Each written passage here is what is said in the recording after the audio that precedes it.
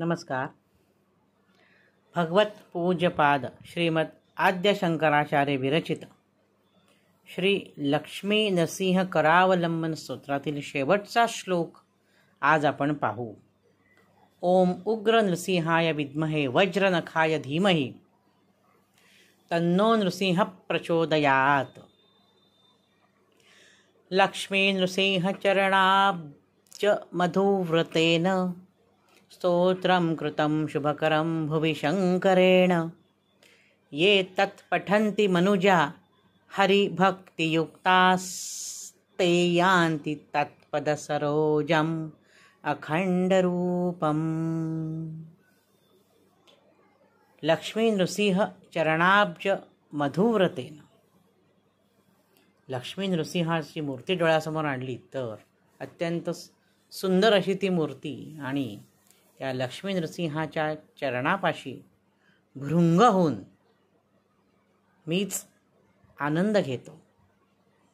इतकं सुंदर स्तोत्र श्रीमद आद्य शंकराचार्यांनी रचलेलं आहे, आणि ह्या श्लोकामध्ये त्याची फलश्रुती सांगितलेली आहे की हे स्तोत्र जे कोणी अतिशय हरिभक्तियुक्त होऊन रोज वाचतील ते श्रद्धाळू, ते भक्त निश्चित भगवंताच्या चरणाशी पोहोचतील. त्यांना वैकुंठ लोक प्राप्त होईल. म्हणून आपण नेहमी भगवंताच्या चरणी, सद्गुरूंच्या चरणी भुंगा होऊन राहावे.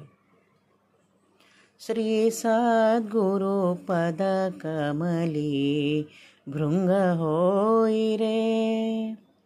पळ पळ आयुष्य जाय न मिळे पुन्हा मानव काय. पळ पळ आयुष्य जाय न मिळे पुन्हा मानव काय.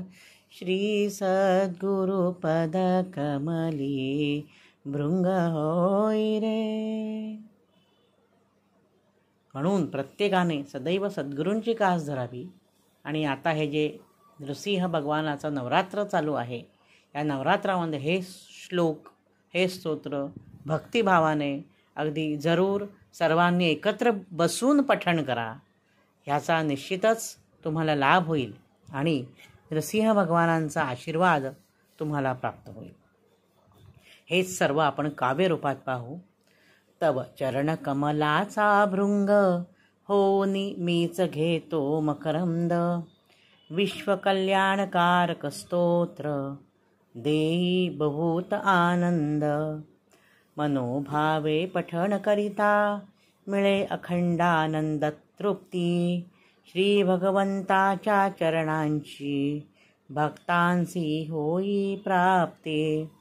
श्री सद्गुरुनाथ महाराज की जय. अशा प्रकारे भगवत पूज्यपाद श्रीमद आद्य शंकराचार्य ह्यांनी श्री लक्ष्मी नृसिंह करावलंबन असे जे दिव्य स्तोत्र श्री नरहरिरायांवर रचले होते, या स्तोत्राचा अर्थ भावानुवाद आज पूर्ण झाला आहे. माझ्या अल्पमतीप्रमाणे मी याचा अनुवाद करण्याचा प्रयत्न केला. यात जर काही त्रुटी राहिल्या असतील तर आपण सर्व ज्येष्ठांनी मोठ्या मनाने मला क्षमा करावी.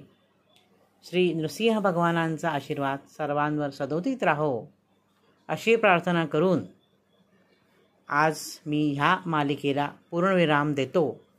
शुभम भवतु, शुभम भवतु, शुभम भवतु. नृसिंह भगवान की जय.